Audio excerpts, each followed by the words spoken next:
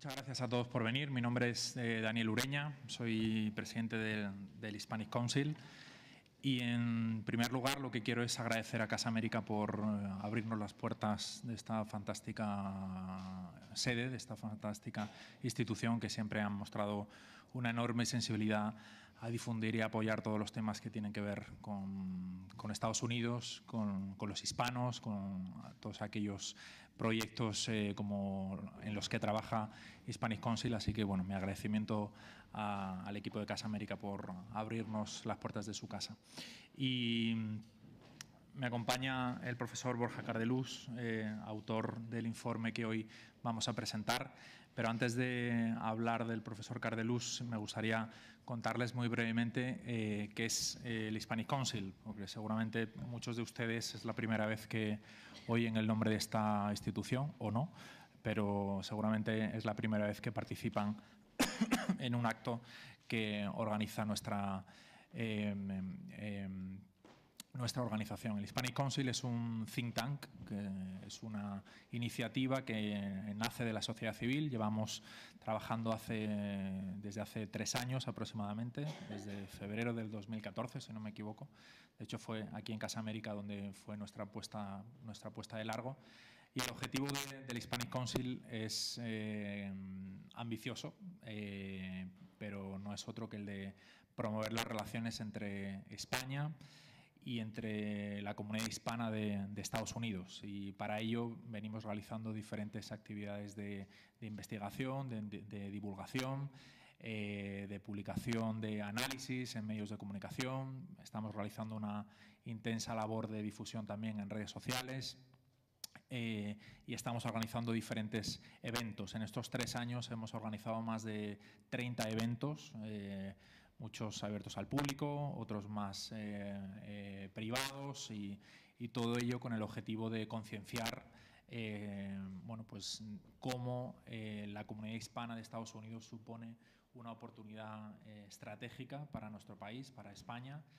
Y a partir de ahora, y con este paper del que vamos a presentar hoy, abrimos una etapa nueva, una fase nueva dentro de las actividades de Hispanic Council, porque lo que queremos es, en los últimos años hemos estado muy centrados porque el contexto político nos lo reclamaba. Estábamos en mitad de un proceso electoral en Estados Unidos y, como saben, las elecciones, si nos parecen largas las elecciones en España, pues ya en Estados Unidos ni les cuento, ¿no? Pues hemos tenido casi 2 años de proceso electoral hasta que pues, en el mes de noviembre fueron las elecciones y el 20 de enero tomó posesión el nuevo presidente. En este tiempo hemos hecho una gran labor de difusión, de explicación, de análisis de todo lo que ha ido pasando, sin olvidar esa óptica de los hispanos.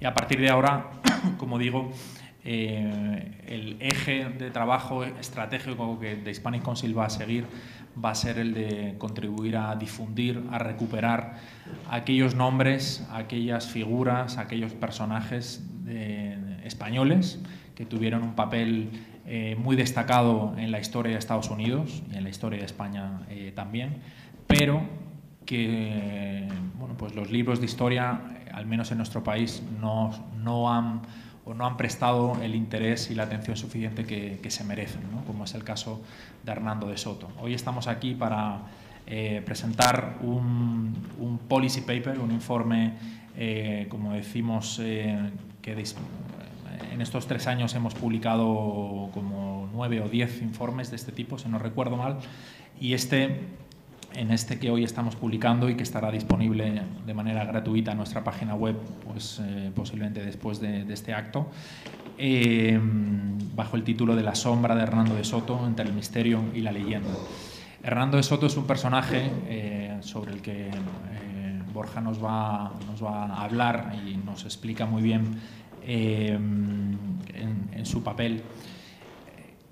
Que bueno, yo personalmente siento una gran admiración por este personaje. Yo la primera vez que estuve en Washington fui al Capitolio, visité la rotonda del Capitolio. En esa rotonda del Capitolio hay, que es un edificio magnífico, hay 8 cuadros. Esos 8 cuadros marcan o definen 8 momentos decisivos en la historia de Estados Unidos. Y a mí me llamó mucho la atención que de esos 8 cuadros que marcan la historia de Estados Unidos, hay 2 que están protagonizados por España, que están protagonizados por españoles, y lo cual a mí me sorprendió muy gratamente. Uno de ellos es el descubrimiento de América, la llegada de Cristóbal Colón el 12 de octubre de 1492, pero otro de esos cuadros,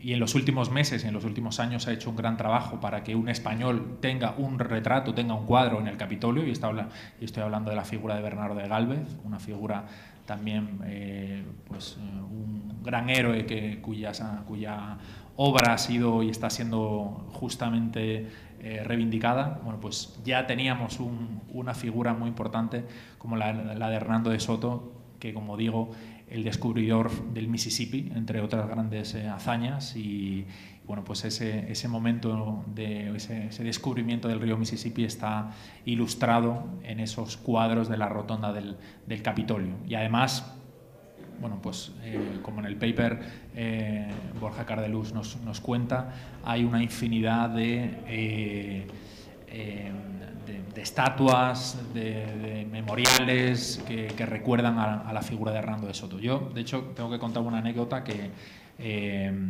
bueno, yo hace unos años estuve estudiando un máster en Estados Unidos, estuve trabajando al inicio de mi carrera profesional, ya hace mucho, y vivía al lado de un edificio de apartamentos que se llamaba De Soto. Y yo mucho tiempo después descubrí que ese edificio de apartamentos era en homenaje a ese extremeño Hernando de Soto, y de lo cual yo no fui consciente, ¿no? Bueno, pues estoy convencido de que gracias a este informe que el profesor Borja Cardelús ha elaborado y que nosotros hoy estamos presentando, va a haber muchos compatriotas de Hernando de Soto que van a descubrir pues su obra, su trayectoria y su gran contribución a la historia de Estados Unidos, porque hoy Estados Unidos no se concebiría sin la figura y sin la aportación de Hernando de Soto. Así que, bueno, les agradezco su atención. Les invito a que sigan pendientes de las actividades de Hispanic Council en Internet, porque vamos a seguir dando esta batalla de difundir y de recuperar la memoria de aquellos españoles que contribuyeron bueno, pues al nacimiento de ese gran país que es Estados Unidos. Y por mi parte, simplemente, bueno, pues como digo, nos acompaña Borja Cardelús, que él es un prolífico autor, además en diferentes ámbitos. Él ha desarrollado, bueno, tiene una interesante trayectoria en el ámbito de la administración, pero ha sido un gran autor de grandes proyectos de divulgación en el mundo del medio ambiente, en el mundo de la naturaleza. Y esa faceta de la divulgación de la naturaleza y el medio ambiente ha sido reconocida en numerosas ocasiones. De hecho, no sé si recuerdan pues un programa que estaba protagonizado en ese momento por un señor que era el príncipe de Asturias, que visitaba pues muchas zonas de nuestra geografía. Y bueno, pues creo que fue una gran herramienta de acercar la figura del príncipe de Asturias, hoy el rey Felipe VI. Bueno, pues detrás de ese proyecto estaba la figura de Borja Cardelús. Y además, bueno, aparte de esa faceta donde estuvo dirigiendo la unidad, creó y dirigió la unidad de naturaleza de Televisión Española, donde bueno, pues ha hecho una enorme cantidad de títulos que merecen la pena recordar. También ha hecho un gran trabajo en la divulgación de la historia hispana de Estados Unidos. Tiene varios libros que son absolutamente imprescindibles para conocer cuál ha sido la huella de España en Estados Unidos, y nosotros desde Hispanic Council estamos encantados de apoyar su trabajo, estamos encantados de que forme parte de nuestro consejo asesor, y hoy, bueno, pues estamos encantados de que esté aquí con nosotros. Les animo, y seguramente muchos de ustedes ya lo hacen, a que lean las colaboraciones que Borja Cardelús hace semanalmente en el diario ABC, sobre diferentes aspectos de la historia hispana de Estados Unidos. Así que para mí es un placer presentarles a Borja Cardelús. Pues Borja, muchas gracias, cuando quieras.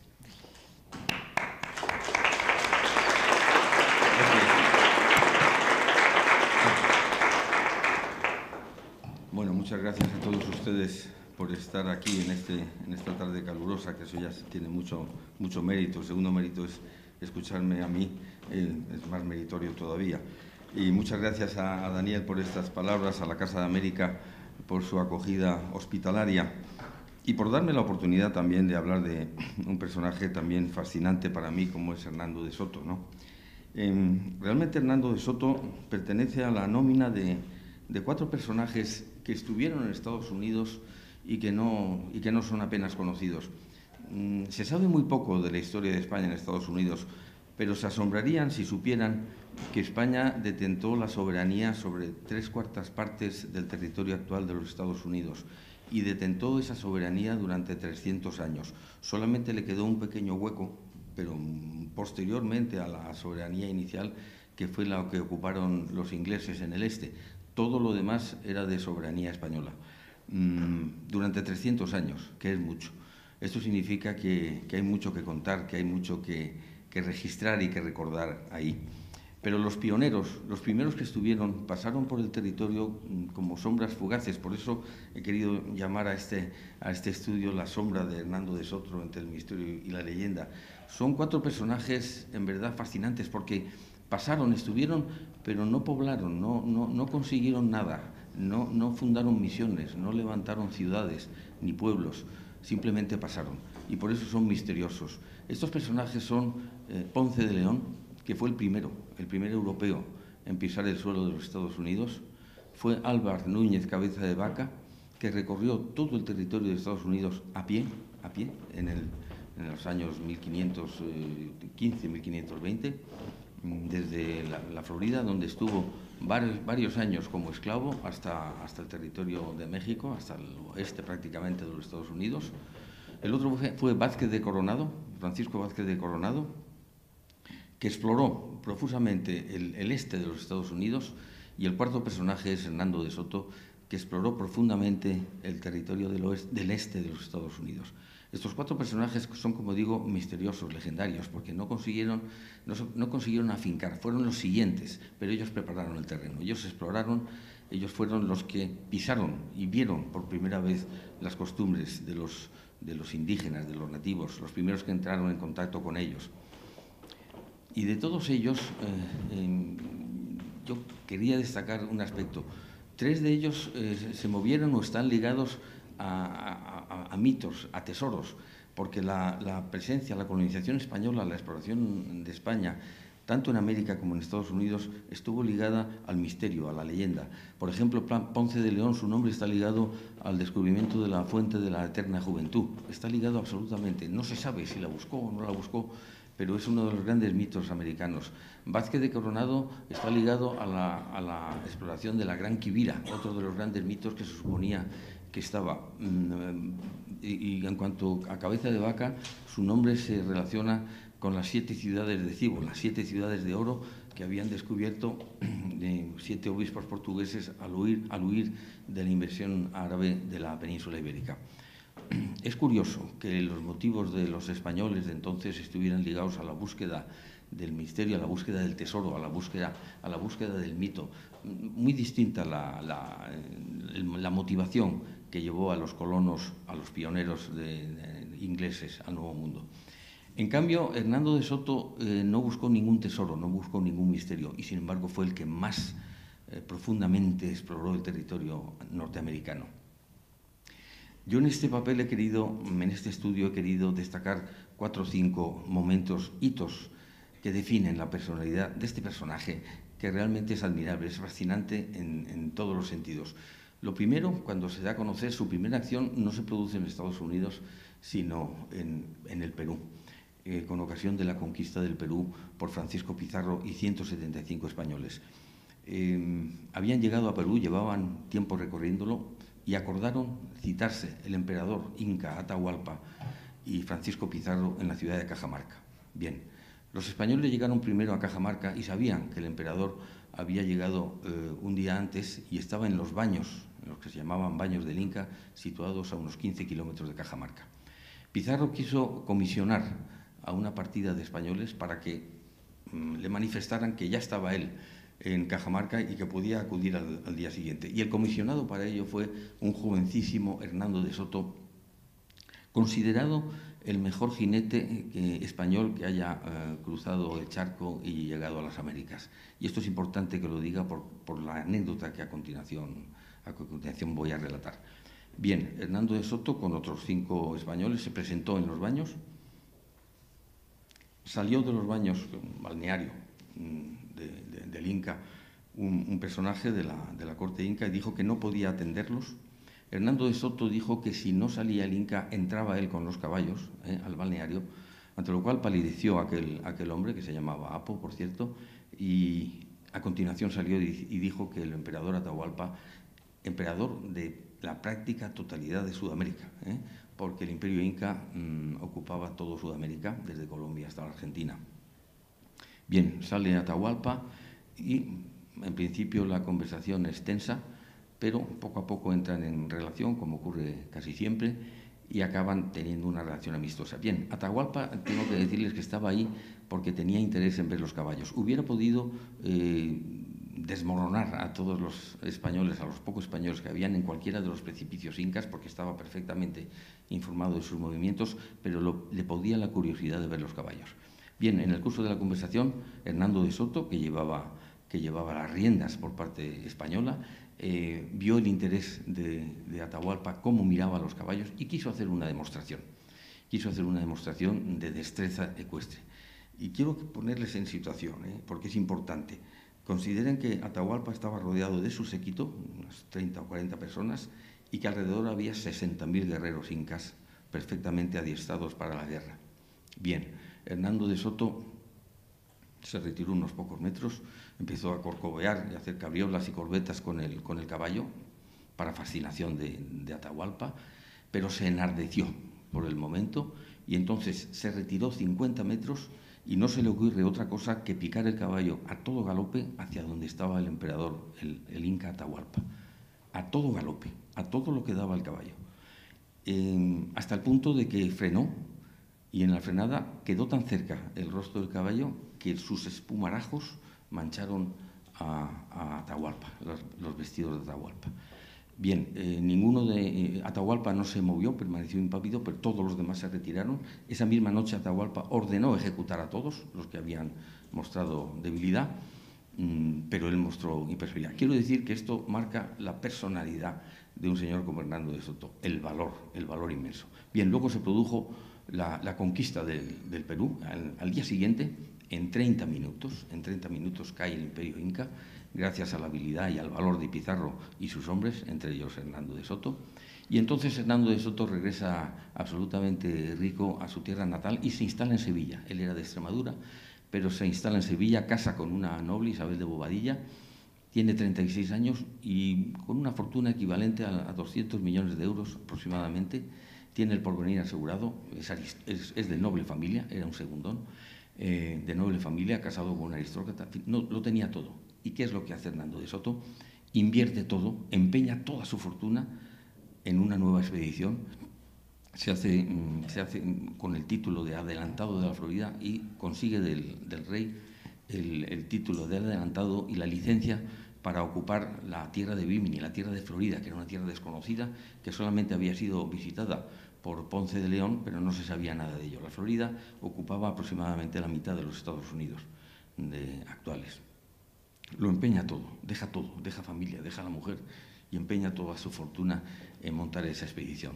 Y durante los siguientes 2 o 3 años explora el territorio de los Estados Unidos, el este de los Estados Unidos, donde descubre que no hay oro, que no hay plata, pero sin embargo sigue con una expedición nutrida de 600 hombres y tiene unos cuantos hitos más que relato, pero que no puedo pormenorizar mucho porque si no nos vamos a extender demasiado, pero que dan idea de la personalidad de Hernando de Soto. Uno de ellos es cuando entra en relación con una princesa local, Cofisateki, que domina un imperio, un pequeño imperio dentro de la gran extensión de los Estados Unidos, con numerosas perlas de río, se enamora de Hernando de Soto, le ofrece quedarse ahí, y para Hernando de Soto hubiera sido muy cómodo y muy favorable instalarse allí y desde allí instalar y convocar la colonización, la llegada de nuevos colonos y de misioneros religiosos, franciscanos o jesuitas, para que evangelizaran la tierra. Sin embargo, Hernando de Soto renuncia a ello por fidelidad a su esposa. No quiere comprometerse con una nueva aventura amorosa y quiere seguir explorando, porque lo que quiere es explorar para determinar los mejores lugares donde fundar poblados y misiones para que vinieran luego los españoles. De modo que rechaza amablemente, pero rechaza a la princesa y continúa la exploración. Otro hito importantísimo se produce cuando tiene lugar la batalla más feroz, después de la Noche Triste famosísima de Hernán Cortés en México. Tiene lugar la batalla de Maubila, una emboscada terrible donde los españoles son conducidos a un poblado regentado por un indígena. Los indígenas de Florida se manifestaron siempre no solamente hostiles y agresivos contra los españoles, sino enormemente falsos, arteros, traidores. Les conducían emboscadas a pantanos, les conducían a lugares inhóspitos y luego se escapaban. Hernando de Soto, que era un alma generosa y humanitaria, no quería tomar revancha, no quería tomar venganzas ni represalias, pero a veces relataba, llegó a escribir al Consejo de Indias y dijo: ya me gustaría ver a esos señores del Consejo de Indias que están en sus despachos de Sevilla, cómo hay que tratar a los indios si estuvieran aquí. Bien, el caso es que tiene lugar esa emboscada en el poblado de Maubila y tiene lugar una terrible batalla que dura 9 horas, nada menos que 9 horas, porque cuando están dentro de la empalizada los españoles salen de sus casas miles de guerreros indios que atacan a los españoles de todas partes, y el propio Hernández de Soto tiene que combatir de pie sobre el caballo durante 6 horas por tener herida una nalga y no poder sentarse. Duró 9 horas la batalla. Al final vencieron los españoles, pero no sin grandes bajas, sin muchas víctimas, y tuvieron que curar con el unto de los indios muertos y de los españoles muertos, porque no había medicinas ni tenían otras prevenciones que aquellas, ¿no?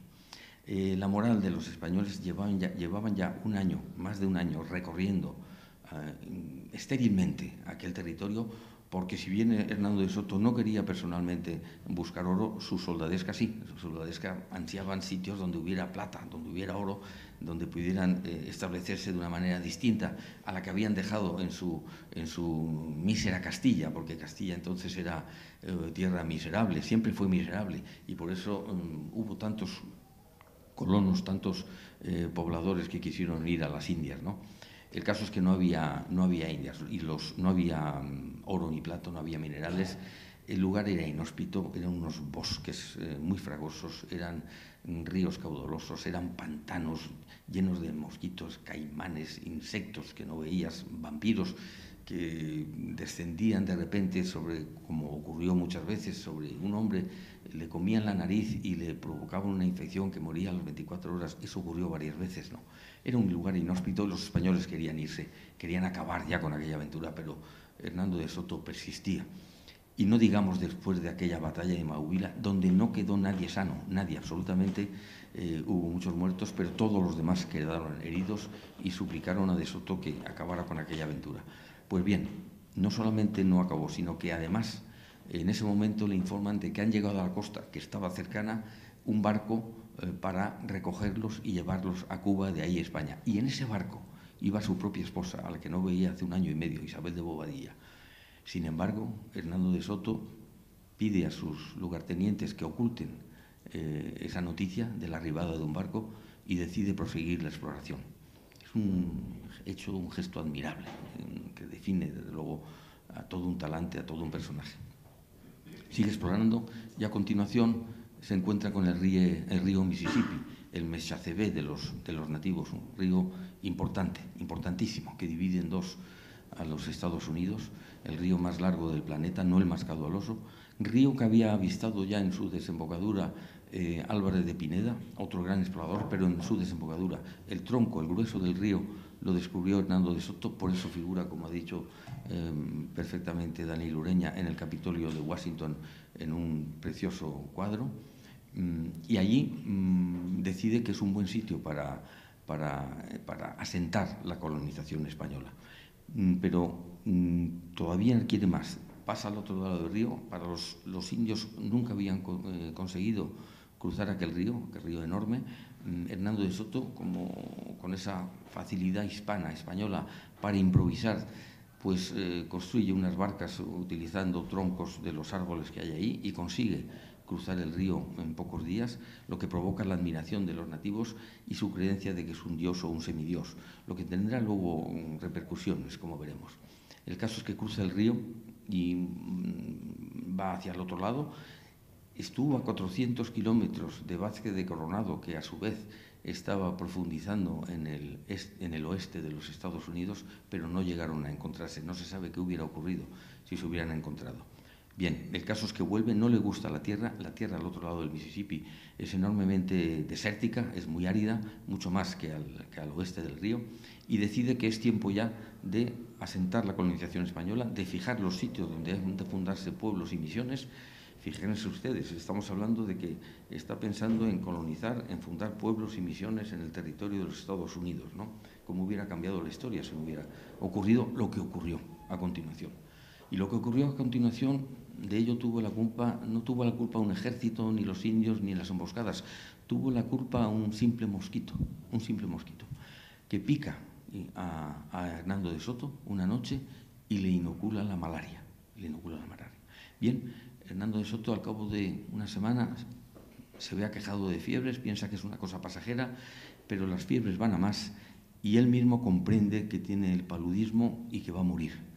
Entonces decide despedirse de todos sus hombres, designa sucesor al capitán Moscoso y se despide uno por uno, y eso es un gesto también que habla de una persona como Hernando de Soto. Se despide uno por uno de todos sus hombres que le admiran, que le idolatran y que lloran su desaparición, ¿no?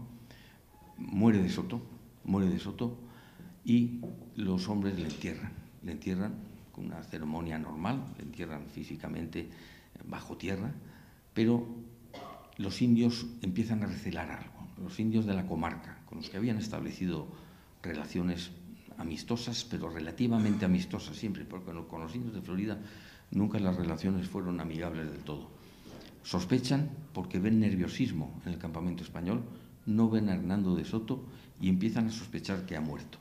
Y entonces los españoles empiezan a sospechar a su vez que los indios quieren desenterrar el cadáver de Soto, porque si lo desentierran asumirían sus poderes. Ya era un semidios, ya era un personaje mítico, y lo que quieren es desenterrarlo para hacerse con su fuerza, con su poder, con su maestría en el mando, ¿no? Entonces los españoles deciden desenterrarlo a su vez y enterrarlo en otro lugar. Vacían un tronco de encina, colocan en él a Hernando de Soto, colocan numerosas piedras, lo conducen en una barca improvisada al centro del río y en una sencilla ceremonia depositan el tronco de encina con el cadáver de Soto en el río, y el cadáver con la encina se hunde, y esa fue la sepultura de Soto. Los españoles, naturalmente, al mando de Moscoso, no piensan en otra cosa que en huir, en escapar de aquel sitio. La huida va a ser trágica, absolutamente dramática, por el río Mississippi, perseguidos por los indios en canoas, en barcas, pero el caso es que consiguen al final llegar a la desembocadura, cruzar el mar y llegar a México, donde estaba el virreinato de la Nueva España, y allí se reintegran con los demás, cuentan la aventura. Se considera un fracaso en todos los sentidos y, naturalmente, se abandonan los planes colonizadores de De Soto. Al abandonarse los planes colonizadores de De Soto, el territorio de los Estados Unidos queda otra vez virgen, inédito, libre. Queda libre para los que llegaron un poco después. Bueno, un poco después no, como 80 años después, los pioneros ingleses que se instalan en la costa este de los Estados Unidos, lo que no hubiera ocurrido nunca de haber estado los españoles colonizando el lugar con pueblos, con ranchos, con fincas y con misiones, como ocurrió en el resto de Sudamérica. De tal manera que aquel mosquito fue el determinante de que la historia cambiara de tal modo. porque no se hubieran asentado los ingleses en los Estados Unidos no hubieran llegado a crearse jamás, hubiera sido aquello una república hispana más, la historia hubiera cambiado de una manera categórica.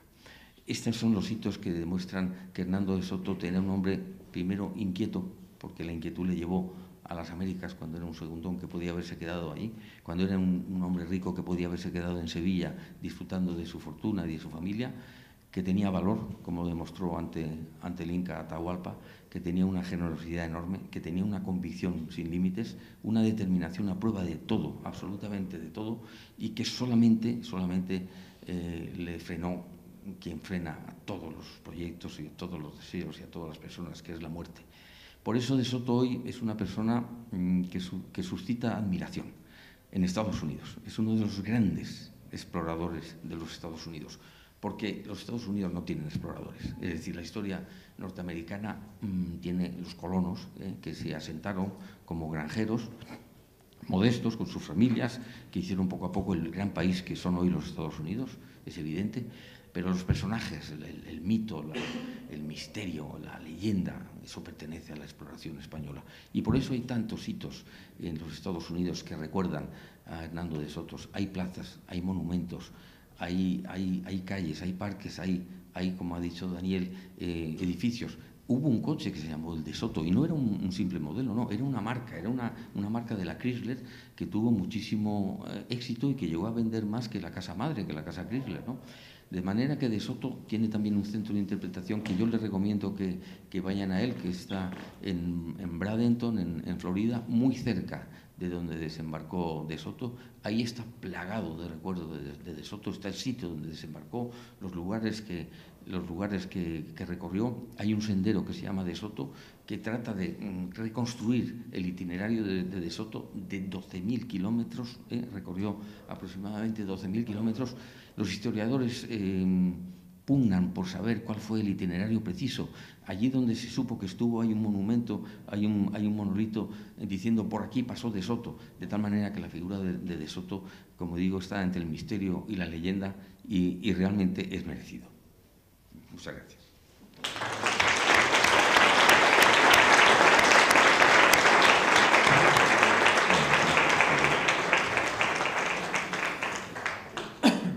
Bueno, tenemos tiempo para abrir un turno de preguntas, pero me van a permitir que empiece yo. Antes, al principio de mi intervención, no he explicado por qué estamos hablando ahora de Hernando de Soto. Y es que este fin de semana se han cumplido 475 años de su fallecimiento y por eso nos parecía una excusa muy buena para reivindicar su figura y su memoria. Yo quería preguntarle a Borja, aunque hablas de ello en el informe, sobre la Hernando de Soto Historical Society, ¿no? Que nos cuentes un poco más, porque me parece muy curioso, ¿no? Pues cómo en esta... quiero que lo cuentes tú, cómo hay un grupo de personas, como una iniciativa, bueno, como son la inmensa mayoría de las iniciativas que hay en Estados Unidos, ¿no? De gente normal, de gente de la sociedad civil que se organiza para, en este caso, reivindicar pues las raíces y la historia de su tierra, ¿no? Bien, antes de eso sí voy a decir por qué se constituye esta asociación, con una pequeña anécdota. Si van a Estados Unidos, yo les recomiendo que vayan al último pueblo de México y al primero de Estados Unidos. Por ejemplo, se me ocurre, no sé cuál, el último, cualquier pueblo de ¿Cómo? Bueno, puede ser uno. Cualquier pueblo último de México y primero de Estados Unidos. Bien, cualquier pueblo último de México está, como todos los pueblos hispanos, atiborrado de gente en la calle. Pero atiborrado, es decir, es una cosa extraordinaria, nada que ver incluso con esto, muchísimo más. Todo el mundo está en la calle y no digamos ya a la hora del atardecer, cuando todo el mundo sale a la calle y la Plaza Mayor se llena de gente, está todo el mundo hablando, todo el mundo comunicándose, porque es característica del ser hispano la comunicación, ¿no? Luego pasa uno al primer pueblo de Estados Unidos, por ejemplo, el Paso, ¿no? El Paso es el primer pueblo del Texas de Estados Unidos, y entonces pasa uno la frontera y no ve a nadie. No ve a nadie, absolutamente a nadie, pero nadie es nadie, es decir, que no se puede ni un peatón para preguntarle por dónde se va un camino. Sin embargo, está todo lleno de coches que van y vienen, ¿no? Bien, la diferencia, aparte de esa, es más profunda.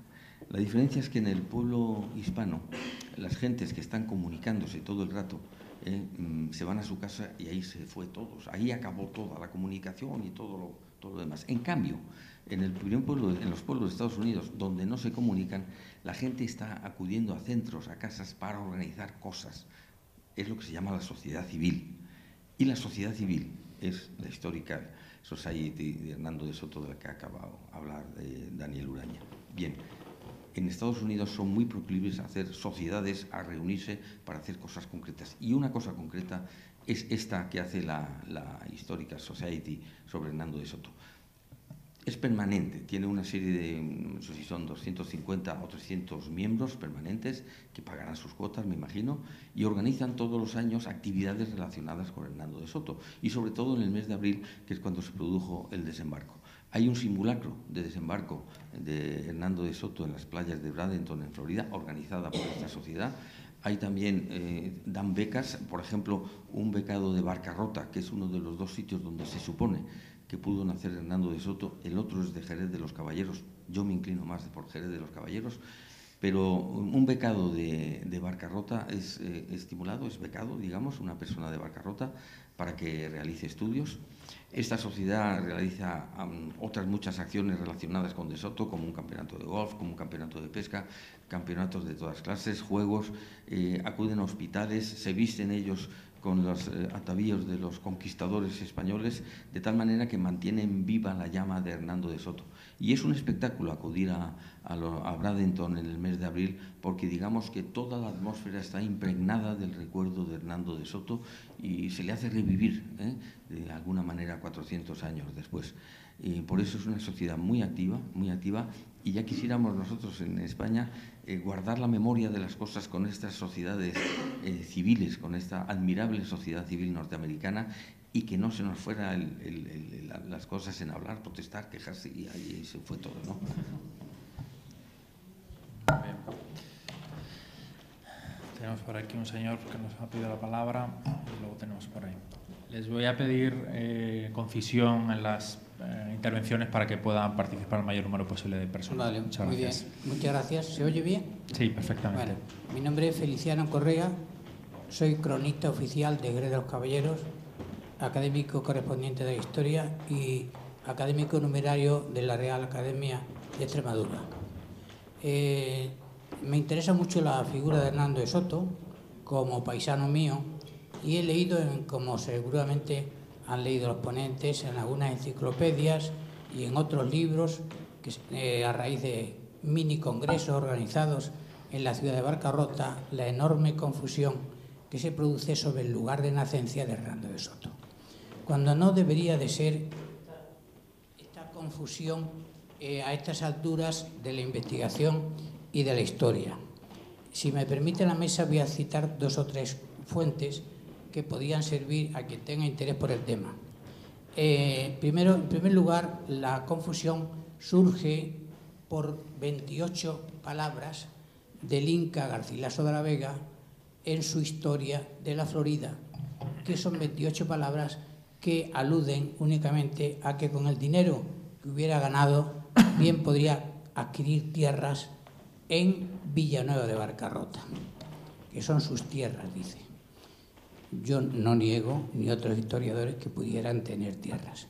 Pero ¿por qué podemos sostener que la figura de Hernando de Soto es de Jerez, cerca de Badajoz? En primer lugar, porque cuando él ingresa en la Orden de Santiago, donde juran todos los testigos que le conocen, todos afirman que es natural de la ciudad de Jerez. En segundo lugar, porque el testamento de Hernando de Soto, otorgado el día 13 de mayo de 1539, él quiere ser enterrado en la iglesia de San Miguel de la ciudad de Jerez, cerca de Badajoz, donde está enterrada su madre. Otra razón es que en los cuadernos de la Real Academia de Historia, el conde de Carnillero refuta a Garcilaso de la Vega porque dice que escribió la historia 48 años después de haberse producido el descubrimiento, mientras que en la historia de la Florida, firmada por el fidalgo de Elvas, que ese sí que fue cercano a la conquista, se afirma que Hernando de Soto era de la ciudad de Jerez. El mismo conde de Canilleros, y estoy acabando, halló en el Archivo de Indias de Sevilla una información de servicios de López Vélez, instruida en Sevilla el 30 de mayo, ayer fue aniversario de 1536, donde Soto es sometido como testigo por un tema de una compraventa de estigo. Y delante de él, el escribano toma nota y dice: testigo Hernando de Soto, natural de la ciudad de Xerez, cerca de Badajoz. Hay otras muchas fuentes. Yo afirmo poca gente, pocos historiadores, pocos descubridores, pocos extremeños ilustres, pocos españoles ilustres del siglo XVI que fueron a las Indias, se están más documentados que Hernando de Soto para hacer esta afirmación.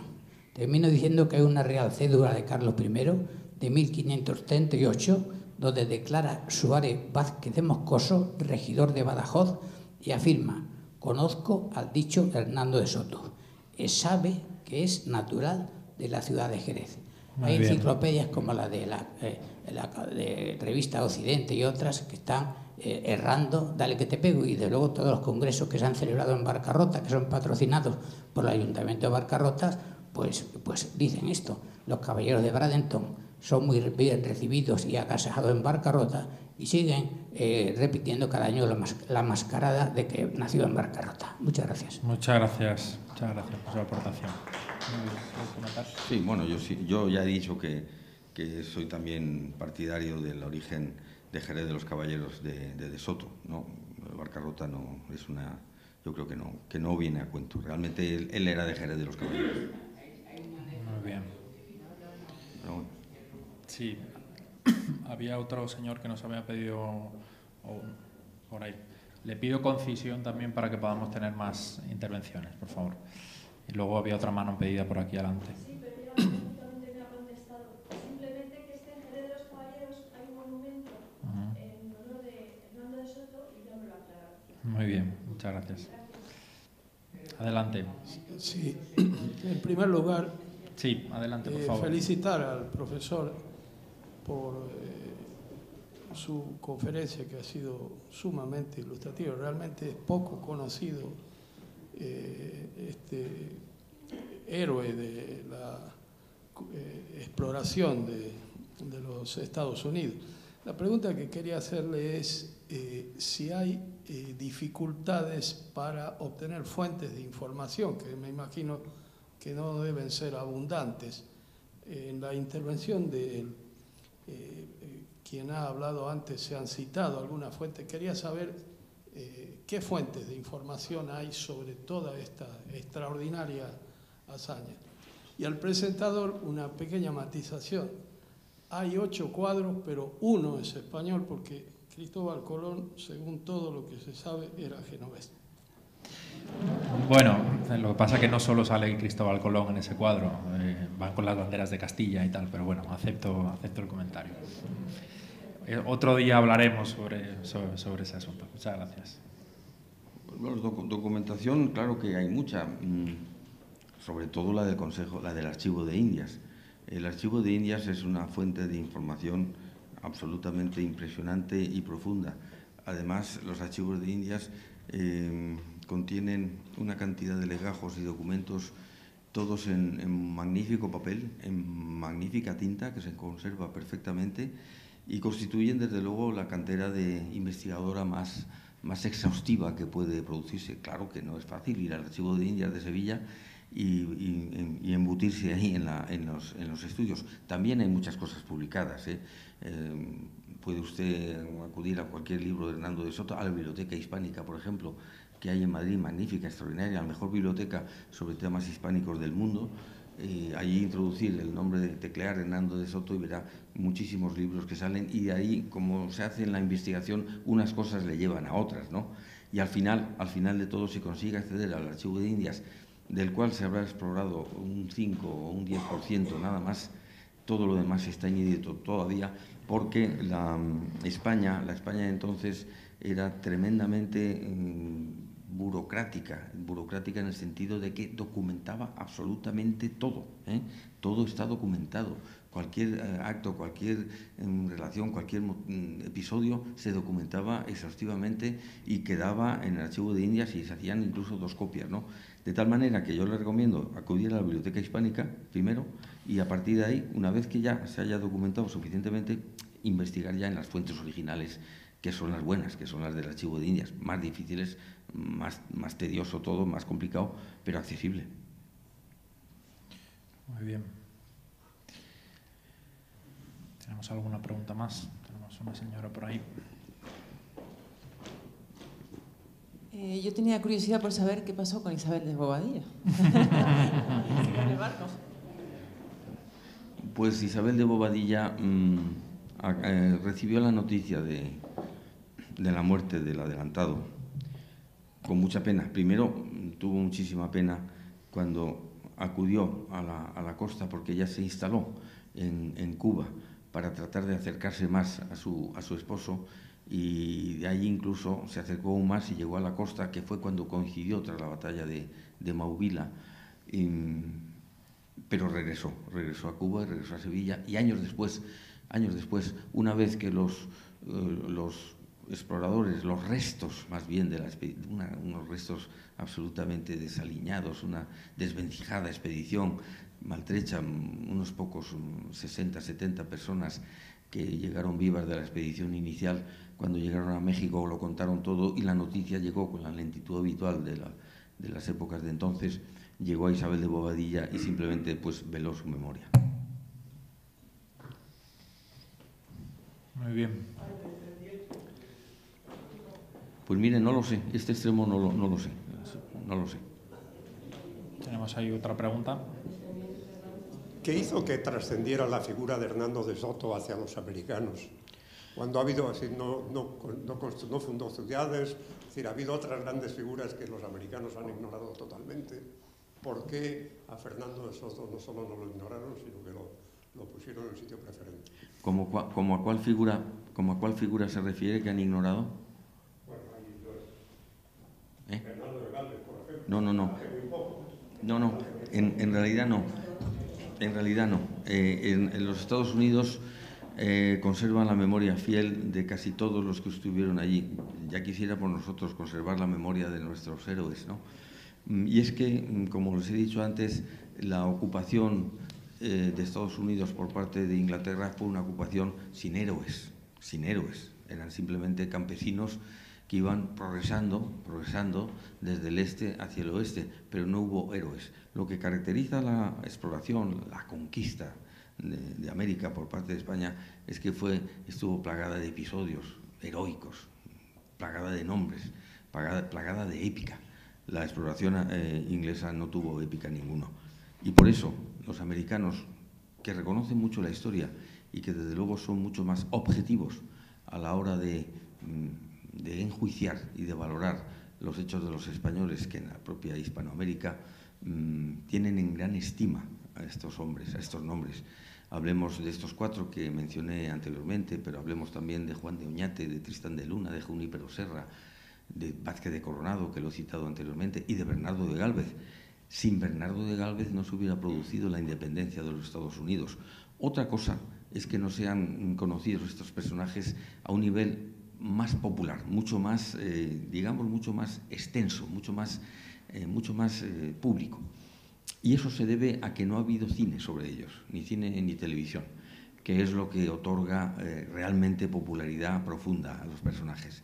Los personajes son reconocidos, los españoles, todos ellos, figuran, como digo, en numerosos centros, estatuas, calles de todo tipo, pero falta un paso. Y eso estoy de acuerdo completamente con usted, que es el paso de la televisión y el cine. En el momento en que todo esto... Y es curioso que los 300 años de historia española en Estados Unidos hayan pasado inéditos para Hollywood, da mucho que pensar. Hollywood no se ha ocupado de la herencia española, quizá hay razones para ello, razones profundas, razones logísticas, razones religiosas también, pero el caso es que no han pasado estos personajes todavía al cine. Pasarán, sin duda. De hecho, hay algún proyecto ya en ese sentido, y en ese momento esos personajes darán un salto cualitativo y cuantitativo de cara a la percepción por parte del público estadounidense y española, porque cuando salga en Estados Unidos inmediatamente los españoles nos enteraremos, y entonces ese será el momento en que todos estos personajes pasarán a la primera figura, a primera línea del interés y de la admiración por parte de los americanos.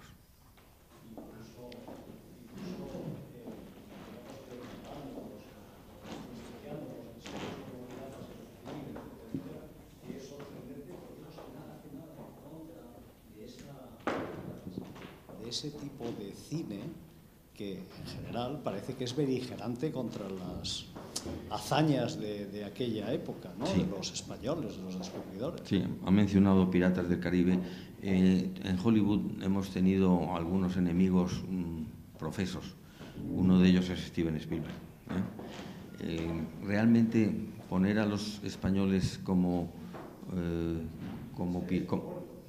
seres diabólicos que practicaban la piratería cuando España apenas, escasamente toleró los esclavos, no digo que no los toleró, pero los tuvo escasamente en su territorio, no traficó con esclavos y concretamente en la Florida no solamente no los aceptaba, sino que los prohibía. Es decir, en la Florida española estaba prohibida la esclavitud completamente, no solo, sino que todos los esclavos negros, los pobres africanos que habían sido extraídos de sus reinos africanos y llevados en condiciones infames a los Estados Unidos, se podían escapar de las plantaciones de Georgia y Carolina del Sur, que era su objetivo, que era su sueño, e ingresar en la Florida española, que era vecina, que era próxima, inmediatamente recibían por parte de España el estatus de libertad, el estatus de seres libres. Y como empezaron a evadirse con demasiada frecuencia para el gusto de los colonos norteamericanos, España no solamente les dio libertad, sino que les construyó un fuerte para ellos, que se llamó el Fuerte de Gracia Real de Nuestra Señora de Mosé, más abreviadamente el Fuerte Mosé, famosísimo, famosísimo. El sueño de todo esclavo de Georgia y Carolina era huir, que no era nada fácil, y ingresar en Florida y alojarse en el Fuerte Mosé. Y el Fuerte Mosé fue un faro de libertad para los esclavos negros africanos. Y hoy es un sitio considerado sagrado, entre comillas, porque está considerado por los Estados Unidos, que hacen justicia en muchas ocasiones a la historia, como el primer lugar, como el primer palenque donde habitaron negros africanos en libertad. Y eso fue gracias a España. Sin embargo, películas como Piratas del Caribe pintan a los españoles de esclavistas, cuando fue todo lo contrario. Los esclavistas fueron los ingleses, los holandeses, los traficantes fueron sobre todo los portugueses, pero España no fue esclavista porque lo impedía la religión católica. Comentas una cosa en el informe, Borja, muy interesante, y es como hay una cierta corriente cada vez más de autores que están cuestionando la leyenda negra, ¿no? Me gustaría que un poco desarrollaras esa idea que lo mencionas en el informe. Sí. Cada vez hay más autores que están haciendo revisión de la leyenda negra. Por ejemplo, en Holanda, la leyenda del Duque de Alba ha sido revisada recientemente por autores objetivos que han dicho que no mató a tanta gente como dijeron, ni muchísimo menos. La leyenda negra que se acusa a España de cruel y genocida se manifiesta de una manera clara. Yo siempre se lo digo a la gente en Estados Unidos, y no digo por hablar del resto de la América hispana. Estados Unidos está, como dije antes, dividida por el Mississippi en dos partes. A la derecha estuvieron los ingleses, a la izquierda estuvieron fundamentalmente los españoles. A la derecha no quedan indios, no queda ni un solo indio, ¿eh? Y sin embargo la izquierda, donde se desarrollaron las misiones españolas, está poblada de indios en situaciones prósperas, nada de en reservas, no, los indios tienen muchísimo dinero, además actualmente por los casinos. Más prueba que esa, es decir, las tribus indias, si han sobrevivido en los Estados Unidos, ha sido gracias a la labor de España.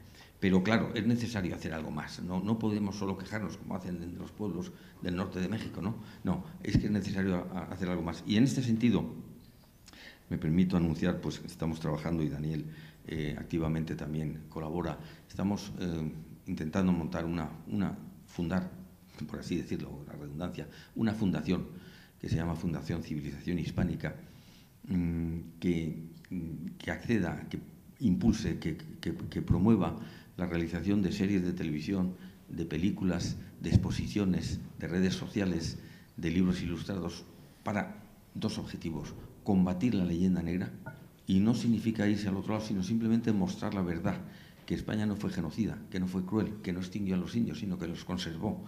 Combatir la leyenda negra mediante el cine y la televisión y estos medios sociales, que son los que en boga están en el mundo y que son los que llegan a la gente. Y en segundo lugar, para difundir y hacer florecer y levantar algo que parece muy fácil de decir y de construir, que es toda una civilización. Pero es que España montó una civilización que se llama la civilización hispánica, que se compone de 600 millones de habitantes de ambos mundos, también de Filipinas, y todos ellos tienen una misma base común, una identidad de lengua, de raza, de religión, pero también de costumbres, de manera de ser, de filosofía, de manera de ver las cosas. El mundo hispánico es una cosa y el mundo anglosajón es otra. Y esas son las dos únicas culturas del mundo occidental, la anglosajona y la hispánica. De la anglosajona bien se han ocupado ingleses, americanos, y me parece muy bien, porque es su deber de difundirla y de levantarla a través del cine y de la televisión. De la hispánica no se ha ocupado nadie. Bueno, pues es llegada la hora y el momento de que alguien intente por lo menos promover este tipo de productos y de proyectos, movilizando no solamente a España, sino al resto del mundo hispánico, de Estados Unidos, de México, de Perú, etcétera. Muy bien. Tenemos dos... Sí, pero perdone un momentito, por favor. Tenemos dos peticiones, ese señor y luego aquí. Les voy a pedir que a las dos personas que han pedido el turno, cogemos las dos preguntas y las respondemos. O sea, que les pido concisión también a las dos personas. Sí, bueno, enhorabuena, profesor, y mil gracias por esos intentos de revertir una leyenda negra muy extendida. Yo vengo de Texas, Estados Unidos, soy español, claro, y un punto, siguiendo lo que estaba diciendo de la posibilidad de películas que abran un poco la realidad, a la realidad, una cultura o incultura norteamericana sobre la historia, habría que añadir, me parece, profesor, que allí hay unos consejos que cada 10 años se reúnen para decir las líneas fundamentales de historia que van a establecer. El de Texas es particularmente importante porque se copia luego en 10 estados. Y sería harto interesante porque, claro, ponen casi todo volcado a la cuestión anglo-americana, por supuesto. El intentar, a lo mejor, con esa fantástica idea de la Fundación Civilización Hispánica o diferentes instancias en España, intentar ayudarles a los señores que diseñan ese esquema de historia para los próximos 10 años, el meterles en todo lo que olvidan de una importantísima parte de su historia. Muchas gracias. Muchas gracias. Me parece muy interesante su propuesta, y si puede hacer usted de intermediario, sea bienvenido, porque ahí está la clave, efectivamente, en esos consejos está la clave de muchas cosas. Bueno, yo quiero agradecer profundamente esta conferencia y que haya aparecido un Spanish Council, porque creo que España lo más importante que ha hecho en su historia ha sido descubrir América, lanzarse a lo desconocido, civilizar aquello, explorarlo y traer cantidad de especies, de enriquecimiento general, de botánica, de todo. Y el montar allí pues ciudades todavía con la planta hipodámica, como de la cultura grecolatina y tal, todo lo que nosotros teníamos de bueno lo hemos llevado allí. Pero a mí me duele que en la escuela española, yo he sido profesora de instituto, casi no se estudia la proyección, bueno, el hecho del descubrimiento, de la colonización, de la independencia de los estados americanos. Es como si eso no fuera con nosotros. Y yo creo que es por una intención de no sé quién, de que todo aquello hay que ignorarlo, hay que olvidarlo, y yo creo que es justamente lo contrario. Esto que están haciendo ustedes es la línea que debemos seguir, y tiene que llegar hasta los niños, hasta la escuela, que vean que su país se proyectó al mundo entero y que gracias a eso pues España tiene un idioma que se habla en el universo y que ha proyectado toda su cultura allende los mares. Entonces yo les agradezco mucho que esto lo hayan hecho, que haya este Spanish Council, que haya esa asociación, y yo seré socia en cuanto que pueda, pero tiene que llegar hasta la escuela primaria y a la secundaria, y a mí es lo que me gustaría que se difunda, que se valore, que no se tire por tierra todo lo que hemos hecho. Somos muy negativos con lo nuestro. Sí. Bien. Muchas gracias.